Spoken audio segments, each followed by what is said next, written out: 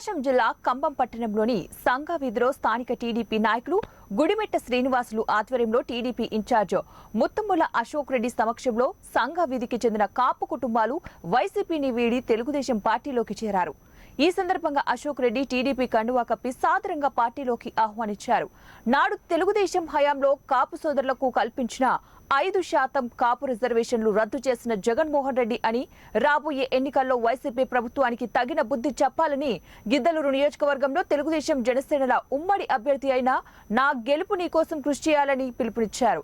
ఈ కార్యక్రమంలో వైసీపీ వీడి తెలుగుదేశంలోకి పార్టీలోకి చేరిన సంకుల చిన్న మస్తాన్రావు, కొండా వెంకటేశ్వర్లు, డౌలూరి శ్రీనివాసులు, మేడిగారి ప్రసాద్, సుంకుల శ్రీనివాసులు, వార్డు మెంబర్ కంట రంగలక్ష్మి, రిటైర్డ్ ఎస్ఐ కొండయ్య, డౌలూరు భరత్ కుమార్ తదితరులు పాల్గొన్నారు. మనకి ఏదైతే మనకి రామన్న కథ అక్కడ కడితే ఖమ్మం చెరువుకు నీళ్లు రావని ప్రచారం చేశారు ఈనాడు ఉన్నటువంటి పాలకులు.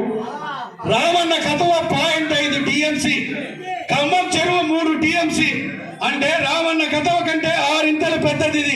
అది నిండుతూ ఇడికి నీళ్లు రావని అప్పుడు మోసపూరితమైనటువంటి మాటలు చెప్పి అధికారంలోకి వచ్చారు వైఎస్ఆర్ కాంగ్రెస్ పార్టీ నాయకులు.